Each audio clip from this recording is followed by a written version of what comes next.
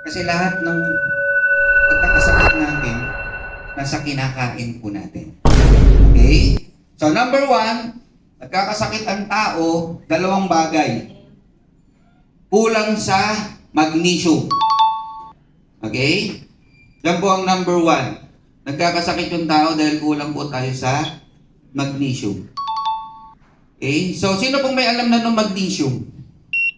O ngayon nyo lang narinig? Taas nga po yung kamay nyo, yung mga first time lang narinig yung magnesium o yung kulang pa yung kaalaman about magnesium.